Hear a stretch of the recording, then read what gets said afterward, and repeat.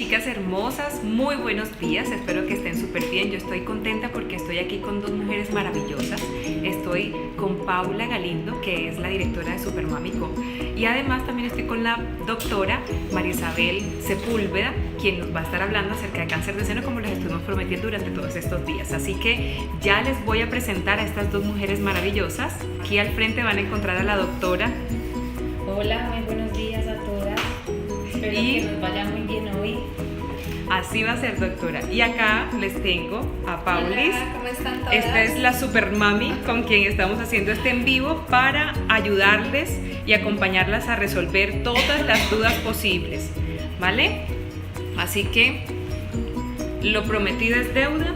Ya vamos a empezar entonces a resolver las preguntas. Hoy vamos a hablar acerca de cómo prevenir el cáncer de seno. ¿Cómo está, doctora? Muy bien, buenos días, muy bien, gracias. Nos alegra muchísimo. Pues hoy el objetivo es hablar acerca de cómo prevenir el cáncer de seno, doctora. Cuéntenos entonces, ¿qué es lo que tenemos que tener en cuenta para prevenir el cáncer de seno? Bueno, primero hablemos como un poquito de las generalidades del cáncer de seno. El cáncer de seno en Colombia actualmente ya se considera un problema de salud pública. Es uno de los cánceres pues, en mujeres más frecuentes junto con el cáncer de cérvix. ¿Qué estamos viendo ahora? Que está incrementando el número de pacientes jóvenes con cáncer de seno, y es ahí donde viene la importancia de hacer la prevención. ¿Cómo hacemos esta prevención? Pues hay muchas medidas, pero digamos que dentro de las más importantes es aprenderse a hacer el autoexamen de seno. Sin embargo, es importante aclarar que el autoexamen por sí solo no ha demostrado impactar en la mortalidad por cáncer de seno, sino que es muy importante hacerse el autoexamen y obviamente si encuentras algún hallazgo anormal, acudir a tu médico para poder saber qué tipo de examen adicional debemos hacer. Entonces, todas las mujeres se deben hacer el autoexamen. ¿En qué momento se debe hacer el autoexamen? Cuando tenemos menstruación, este examen se debe hacer cuando se acaba el periodo menstrual, a los 2, máximo 5 días de que se haya habido el periodo menstrual, es el momento ideal de hacer el autoexamen cuando ya ha pasado toda la inflamación del cambio hormonal durante el periodo, porque durante la menstruación y también durante el periodo ovulatorio es normal que las mamas se noten glandulares, que te toques ciertos bulticos que son normales por el cambio hormonal. Pero entonces se va la menstruación y a los siguientes 2, máximo 5 días es el momento de hacer el autoexamen. Cuando las mujeres ya no menstruan, sea porque están en la menopausia o porque les tuvieron que quitar el útero jóvenes o por alguna razón, o porque estamos embarazadas, o posparto, exacto, deben escoger un día del mes, cualquiera, por decir algo, listo, yo me hago mi autoexamen el día 5 de todos los meses desde el autoexamen. El autoexamen, ¿cómo se hace? La idea les voy a mostrar aquí con este dibujito que tenemos. Uno se debe poner la manito detrás del cuello, se puede hacer de pie o acostada, y empezar a palpar desde la región axilar con movimiento suave con estos 3 deditos con el pulpejo de los dedos.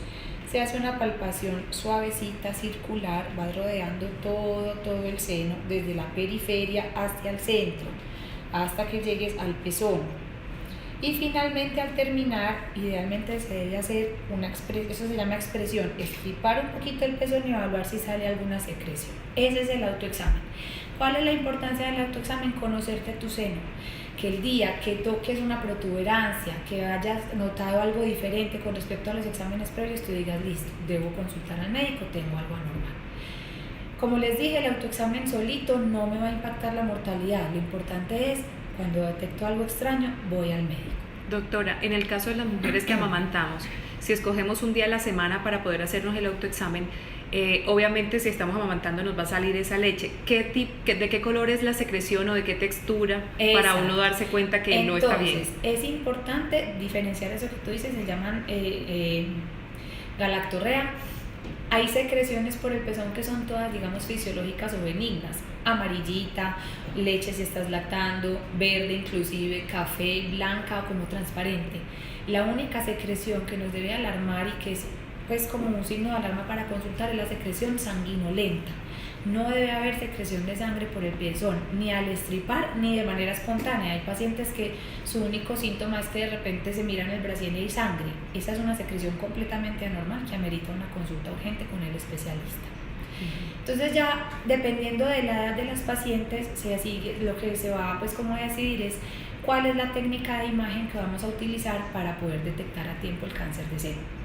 Digamos que la técnica universalmente aceptada es la mamografía, que es el examen de tamización por el cual vamos a buscar cambios que nos alarmen contra un cáncer de seno. Pero este examen, a veces, cuando las mamas todavía son muy densas, no es suficiente y se recomienda que entre los 40 y los 50 años, aparte de la mamografía, se haga ecografía mamaria para poder evaluar muy bien el seno. Pregunta. Cuando la paciente, pues, o la persona tiene cirugía de senos con silicona, ¿cómo sería el proceso del autoexamen? Exacto, entonces ahí es importante aclarar varias preguntitas que nos habían hecho durante la semana. El hecho de tener prótesis mamaria no me incrementa el riesgo de tener un cáncer de seno. Obviamente a veces sí se dificulta hacer el examen mamario, sobre todo cuando las prótesis están puestas por delante del músculo. Las prótesis mamarias se pueden poner por delante del músculo o por detrás del músculo.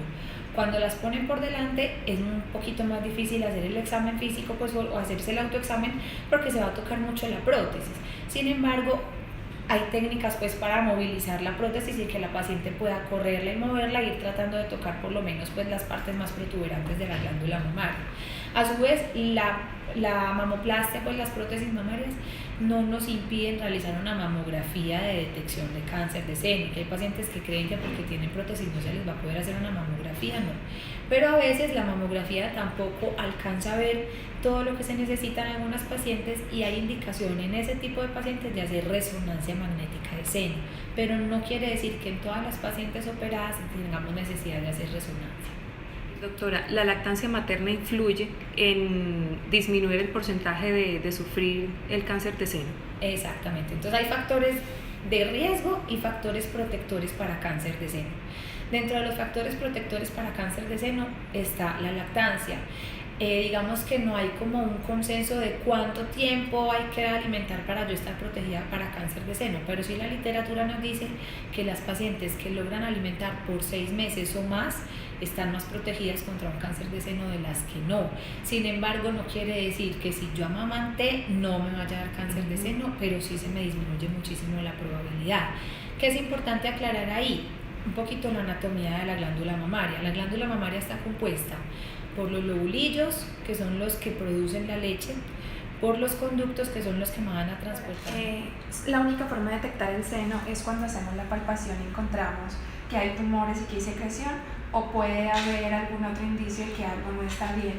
Usualmente no es frecuente que las pacientes se logren palpar bien las masas. De hecho, la forma más fácil de detectar cáncer de mama es la mamografía diagnóstica de tamización.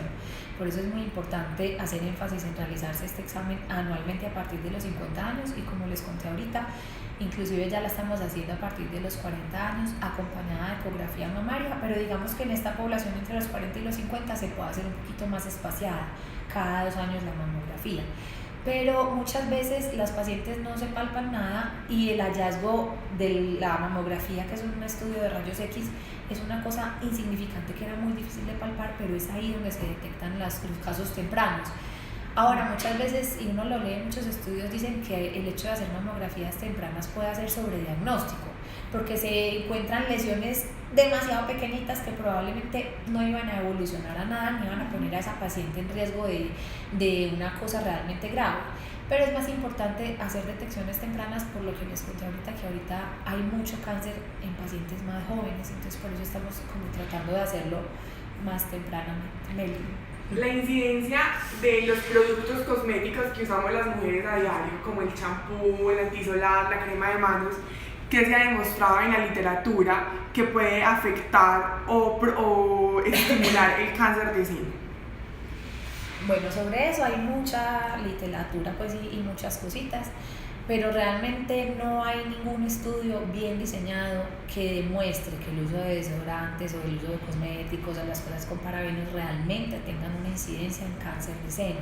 Solamente hay un estudio que se hizo hace muchos años que en teoría había demostrado que sí había incidencia, pero ese estudio fue un estudio, digamos que todos los estudios se hacen con un grupo de control, que es al que se le da, digamos, el medicamento o el cosmético que tenga, digamos, el detonante del cáncer de seno, versus un grupo control al que no se le da esa cosa, sino que se le da un placebo. Este estudio, que en teoría demostró que sí, los desodorantes y los parabenos tenían riesgo de cáncer de seno, no tuvo un grupo de comparación, o sea, no hubo un grupo placebo, solamente se hizo el estudio en pacientes a las que se les dio este tipo de cosas para usar. Pero en la literatura médica científica realmente no hay nada que demuestre que los parabenos o los desodorantes o los cosméticos nos incrementen el riesgo de cáncer de seno. Okay. ¿Cuál sería esas cosas que podríamos hacer en el día a día para evitar o tratar de disminuir ese riesgo de sufrir cáncer de seno? Bueno, muy importante, un estilo de vida saludable. Bueno, ahorita, perdón, me devuelvo un poquito, habíamos hablado de los factores protectores, no hablé de los factores de riesgo. Digamos que dentro de los factores de riesgo más importantes para cáncer de seno está la edad avanzada, pues a pesar de que está dando más en mujeres jóvenes, es mucho más frecuente en pacientes de edad avanzada. Tener antecedentes familiares de cáncer de seno también nos incrementa el riesgo, aunque no quiere decir que si le dio cáncer de seno a mi mamá, a mí me vaya a dar, no es una condición obligatoria, pero sí se me incrementa el riesgo. La obesidad es un factor de riesgo para cáncer de seno, el tabaquismo es un factor de riesgo para cáncer de seno.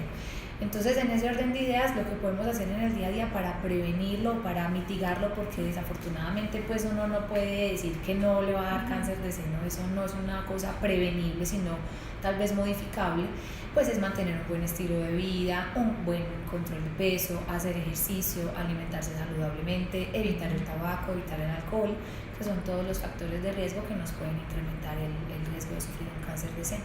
¿Y el tema de los parabenos, doctora? No, o sea, a pesar de que del estudio, cierto, que estuvo hablando acerca de los cosméticos que de pronto no pueden causar en sí los parabenos, los talatos, porque hay médicos, de hecho acá en Medellín hay una campaña precisamente a favor de evitar los productos que tienen parabenos, talatos y todos estos petroquímicos. Sí, se debería por todo el tema de salud en general, porque todas estas cosas, todas las sustancias químicas, preservativos, preservantes, todas esas cosas hacen daño en general para todos, o sea, uno debería tratar de tener un metabolismo más sano. Pero como les dije ahorita, no se ha demostrado que esto produzca cáncer de seno, pero sí eso nos va a mejorar la calidad de vida a todos, el hecho de no utilizar cosas artificiales, ni conservantes, ni nada de eso. ¿Hay algún alimento, doctora, que deberíamos sí o sí incluir dentro de la dieta para disminuir el riesgo de padecer de cáncer? Pues lo más importante es como el consumo de antioxidantes, pero en la dieta, ¿cierto? No tanto como medicamentos, sino como consumirlos en las frutas, en las verduras, como en todas estas cosas pues que nos ayudan como a la oxidación de los radicales libres, que sí se ha visto que tienen efecto en la prevención. ¿Qué tipo de frutas o de alimentos contienen más antioxidantes para uno empezar a incluirlo más dentro de la dieta? Las cosas verdes, todas las cosas verdes, apio, brócoli, espinaca, espinaca, también las cosas con vitamina C, fresas, naranja, limón. Pero sobre todo los frutos verdes tienen muy buen contenido de antioxidantes. Me preguntan que en pacientes de 30 años, ¿cómo se puede detectar el cáncer de seno? Pues por lo general en esta población, o sea, a partir de los 30 años no se hace ningún tipo de imagen, a no ser de que te toques algo raro. Entonces es muy importante el autoexamen mamario. Si por algún motivo no se sienten capaces de hacérselo o creen que no se están tocando adecuadamente, pues ir a la consulta regular una vez al año donde su ginecólogo para que le haga el examen físico y el examen mamario. Y si se encuentra algún hallazgo, alguna nodularidad, alguna protuberancia, pues obviamente en esa edad se pide ecografía mamaria, en esa edad no se hace mamografía, pero digamos que de entrada no hay que hacer estudios de imagen en esa población, simplemente el autoexamen y la consulta regular con su médico para el examen físico. Te saludan desde Dubái. Buenos días. Bueno, ¿qué otras Bueno, preguntitas doctora, tenemos? los hombres también sufren de cáncer de mama. Los hombres también sufren de cáncer de mama digamos en un porcentaje mucho menor, más o menos se dice que alrededor del 1% de los hombres sufren de cáncer de seno, pues ellos también tienen glándula mamaria, el tratamiento es exactamente el mismo, las causas no son exactamente las mismas, pero sí sufren cáncer de seno. Y el diagnóstico en ellos será igual, mediante imagen diagnóstica. Mediante imagen diagnóstica, y usualmente en ellos es mucho más fácil detectarse una protuberancia o algo anormal que en nosotras, claro, porque pues usualmente tienen una glándula mamaria mucho más pequeñita que las mujeres, entonces ellos se notan más fácil y más rápido, aunque ellos no se hacen autoexamen ni se lo deben hacer por rutina, pues en ellos es mucho más fácil detectar algo anormal a tiempo en sus pectorales, entonces es frecuente que lo detecten por palpación. Me pregunta, Tuve esterectomía, es una menopáusica prematura y está tomando estrógenos. ¿Qué incidencia hay de que al tomar estrógeno como una hormona pues extra tenga pues más probabilidades de tener cáncer de seno? Bueno, ahí hay varias cosas importantes. Primero, es importante saber si ella está haciendo su terapia de reemplazo hormonal solo con estrógenos o está combinando estrógenos con progestágeno. Lo más probable es que esté solamente con estrógenos por el hecho de no tener útero. ¿Qué ha demostrado la literatura? Pues hay un estudio que se hizo hace mucho tiempo que se llama el WHI sobre terapia de reemplazo hormonal, que fue como el que alarmó sobre el riesgo de cáncer de seno en las pacientes que utilizaban este tipo de terapia después de tener la menopausia. Pero hay, digamos, como una partecita de ese estudio que nunca se estudió como del todo, que solamente era las pacientes que utilizaban estrógenos como terapia de reemplazo hormonal, y se ha visto que en esas pacientes inclusive el estrógeno puede ser protector, no solo para cáncer de seno, sino para mejorar su calidad de vida. Pero cuando es con estrógeno solo, cuando es con estrógenos y progestágenos, sí se incrementa el riesgo de cáncer de seno y se debería evitar. Pero en esa paciente creo que no tiene ningún riesgo pues su terapia de reemplazo si está solamente con estrógeno. Me estaban preguntando acá que a partir de qué edad se debe hacer la mamografía. Entonces a partir de los 40. Okay. A partir de los 40, usualmente, como les digo, entre los 40 y los 50, si no hay antecedentes familiares en esa familia, en esa persona, en esa mujer, se puede hacer cada 2 años. A partir de los 50, sí o sí, anual. Ahora, si es una paciente que, por ejemplo, tiene un antecedente familiar de cáncer de seno, a su mamá le dio cáncer a los 50, 55 años, a ella sí desde los 40 se le debe hacer su mamografía anual porque tiene un antecedente familiar en primer grado. Otra cosa importante que ahorita de pronto no dijimos, cuando hay un antecedente en primer grado, por ejemplo la mamá que tuvo un cáncer de seno joven, a esa mujer, a la hija, se le debe empezar a hacer la tamización 10 años antes del diagnóstico de la mamá. Me explico, si a la mamá le dio a los 45, a ella se le debe empezar a hacer mamografía a los 35 por ser un cáncer en primer grado de consanguinidad. ¿Qué diferencia hay entre una ecografía mamaria y una mamografía? La técnica, entonces la mamografía la hacemos es con rayos X, ¿sí? La ecografía es ultrasonido, entonces por eso es muy importante como diferenciar el tipo de seno, porque hay senos más densos y otros menos densos. Entonces el ultrasonido nos va a permitir como diferenciar mucho si hay lesiones sólidas o si hay quistes, mientras que la mamografía también nos va a permitir ver calcificaciones, la densidad del seno, que por ejemplo el simple hecho de uno tener una densidad mamaria aumentada incrementa el riesgo de cáncer de seno. ¿Pero alguno de esos exámenes es doloroso? La mamografía no es propiamente dolorosa, pero sí es un examen un poco molesto porque como es con rayos X, digamos que las placas de la radiografía se deben tomar 2 placas, una que es vertical y otra es horizontal, en la que se hace esto con el seno. Entonces se hace así y se hace así. Entonces hay pacientes que son muy sensibles y les genera dolor, pero más que dolor es un poco de molestia e incomodidad. Me preguntan que si el riesgo es el mismo si el antecedente familiar es por parte de la familia del papá o por parte de la familia de la mamá. No, el riesgo es mucho mayor si es por parte de la familia materna. Realmente con la línea paterna no hay mucha herencia, es mucho más importante el factor genético por la familia materna. Las mujeres que tienen prótesis, que se ponen prótesis mamaria, ¿tienen mayor riesgo de sufrir cáncer? En absoluto. No hay ningún riesgo en aumento pues, del incremento de cáncer por tener prótesis mamarias. ¿Algún método anticonceptivo tiene que ver con un mayor aumento del riesgo de tener cáncer de seno? No propiamente, pero sí digamos en pacientes que hay algunas condiciones benignas que nos pueden incrementar el riesgo de cáncer de seno. Nosotros hablamos digamos que de patología mamaria benigna, de cosas proliferativas y no proliferativas, dependiendo pues de la celularidad. Cuando las condiciones benignas nos hablan de enfermedad proliferativa, eso nos puede incrementar el riesgo de cáncer de seno y en esas pacientes se deberían evitar, digamos, los estrógenos dentro de los anticonceptivos para evitar el riesgo pues, de que eso se vaya a modificar un cáncer de seno. Entonces en ese caso sería mejor utilizar otro tipo de métodos, dispositivos intrauterinos o implantes subdérmicos que solo tienen progestinas y no darles el estrógeno. Entonces hemos terminado. Sí. Bueno, le queremos dar las gracias a la doctora María Isabel Sepúlveda. Con mucho Ella gusto. estuvo con nosotros ahorita durante este tiempito, acompañándonos a resolver la mayor cantidad de preguntas que surgieron a raíz de lo del cáncer de seno. Miren, aquí estoy con Paulis y aquí está Melissa, que es la Community Manager de la doctora. Y bueno, ahora muchísimas gracias por este Con tiempo. mucho gusto. Gracias por a ayudarnos. ustedes. Por aquí muy bienvenidas cuando quieran volver, conversamos bien rico. Bueno, mire, aquí me tengo una pregunta. ¿Qué tanto ayuda a reducir el riesgo dar lactancia? Y si es así, ¿cuánto tiempo? Bueno, entonces de pronto ya no se había conectado cuando lo mencionamos ahorita. Digamos que el porcentaje, pues como en el que se logra disminuir no está claro, pero sí está claro que alimentar por 6 meses o más sí es un factor protector que reduce el riesgo de cáncer de mama, pero no hay un porcentaje pues establecido como que se te va a bajar de 50 a 1%, no, pero más de 6 meses de lactancia es un factor protector. Si uno ha lactado, pero tiene un familiar que ha pasado por cáncer de seno, hay igual riesgo y hay igual un porcentaje de sufrirlo uno también, ¿cierto? Sí, pero igual el solo hecho de haber lactado te va a proteger, pero no te puede garantizar que no te vaya a dar. O sea, la lactancia es un factor protector, pero no es que yo sé segura de que porque amamanté no me va a dar cáncer de seno, no, desafortunadamente no, pero sí protege mucho. Ok, Bueno, muchísimas doctora, gracias. ya para cerrar acá me piden nuevamente la recomendación para realizar el autoexamen de seno. Ok, entonces, si son pacientes que tienen menstruación, que menstruan normal, se debe hacer cuando se vaya el periodo entre el día 2 y 5 después de que se vaya. ¿Cómo se debe hacer? Empezando por la región axilar, manito detrás del cuello.